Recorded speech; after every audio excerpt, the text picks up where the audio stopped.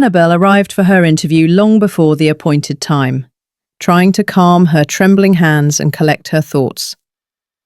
Her heart was pounding like crazy. This company was her only chance for a real fresh start after university. Instead of a soaring career, she'd had to return to her hometown, Linwood, Oregon, to care for her ailing mother. Only now, with things more or less stabilized, had she decided to conquer the big city again, to find her place in the sun. She wore simple but neat clothes, a white blouse and a blue knee-length skirt. Her hair was pulled back into a strict bun. She knew she looked modest, but she tried to carry herself with dignity. When she was called into the conference room, Annabelle smiled politely and greeted the committee. 3 men and 1 woman sat at the table, all in expensive suits, with cold, arrogant faces and judgmental stares. One of them, a white-haired man with a massive gold signet ring on his finger, took Annabelle's resume, glanced at it briefly, and carelessly tossed it back onto the table. "So," he drawled with a hint of boredom in his voice, "you're from Linwood, I presume?" Annabelle nodded, trying to speak clearly. "Yes, I graduated from a regional university with honours. I worked as an assistant manager at a local construction company. We handle projects for the improvement of small towns." "How quaint," the woman opposite her interrupted, scoffing. "But we're not running a village garden here. We're talking corporate strategies. Annabelle, tell me, are you familiar with CRM systems? Or are you more comfortable with a pen and paper?" A few people chuckled condescendingly. Annabelle's heart sank. She knew she was equal to them in every way, in study, in work, in problem-solving.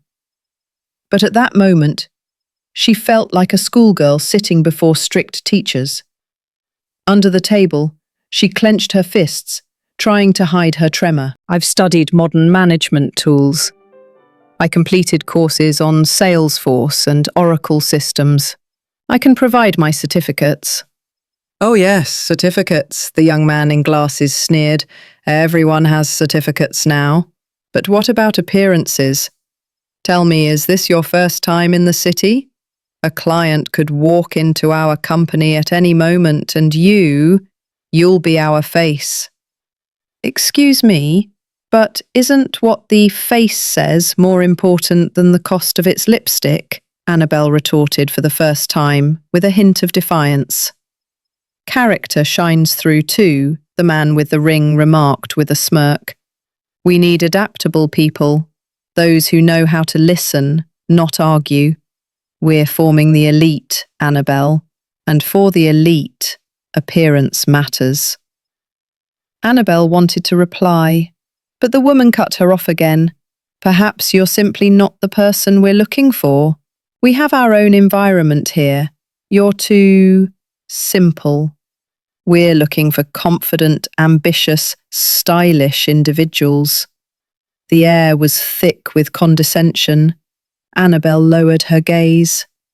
This situation was painfully familiar.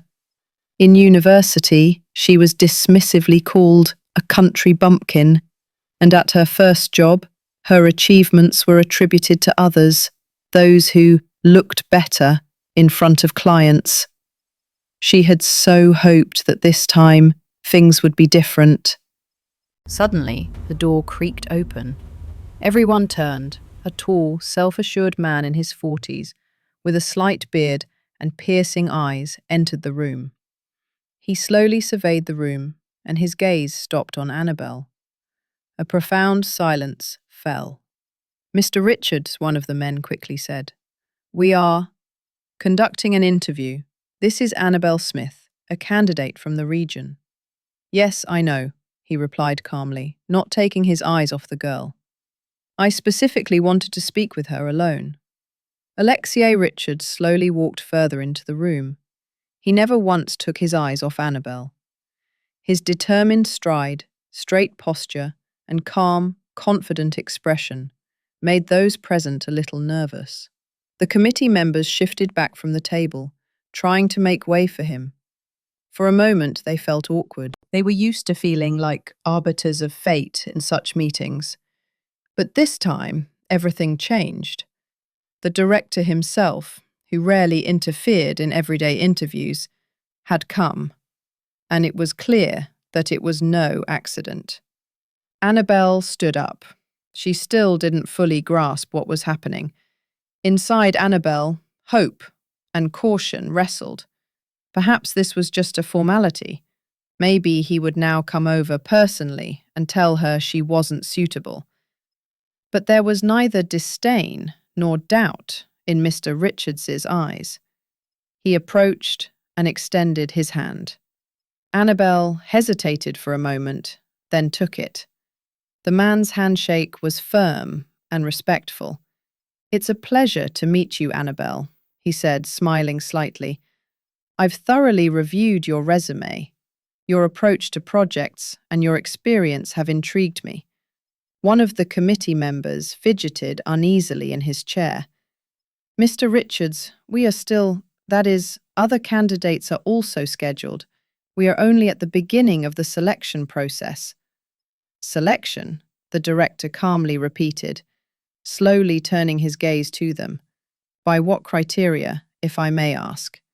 "You see," the woman interjected, "she's, let's say, not from an environment suitable for the capital, and her appearance is unlikely to be suitable for client work." "We thought you'd agree," the woman tried to continue, but Alexei cut her off. "And I wanted to know who among all those who sent in resumes possessed real experience, worked with limited resources, initiated projects locally, and started everything from scratch. And you know what? That person is right here." 3 months flew by. Annabelle, who on the first day had barely held back tears of humiliation, now confidently entered the office every morning. She had grown accustomed to the bustle of the big city, the morning traffic jams, and even the endless business calls.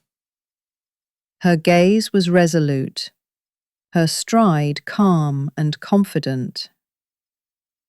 Her office now, where she worked with other interns, was bright and spacious, with panoramic windows overlooking the city rooftops. She no longer felt like an outsider. She had become a part of this world. During this time, she had completed several complex training sessions, participated in drafting documents for a real project, and established connections with regional contractors. Mr. Richards personally supervised the interns, but he often paid special attention to Annabelle's assignments, carefully reading her reports, asking questions, and providing specific feedback. Annabelle worked with all her might.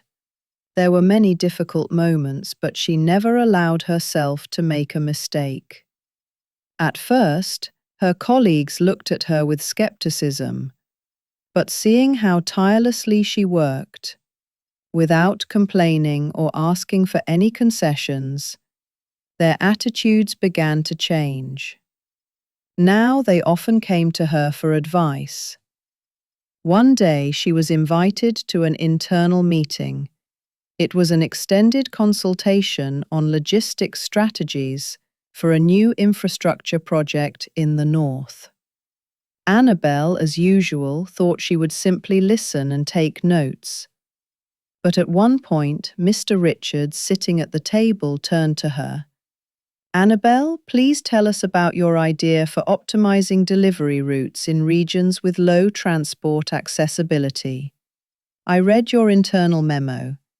It deserves special attention." Annabelle hesitated briefly but quickly composed herself. She stood up, unfolded her pre-prepared diagram, and calmly and clearly began to explain which routes could be combined, how local contractors could be integrated, where costs could be cut, without sacrificing quality. Her voice was clear and confident. She spoke without looking at her papers, without stumbling. Those in the room listened carefully. No one interrupted.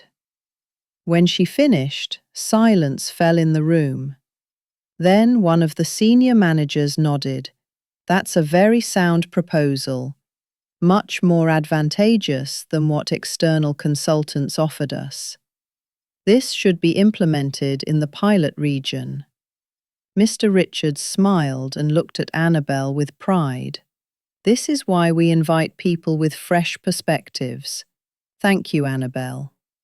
After the meeting, a man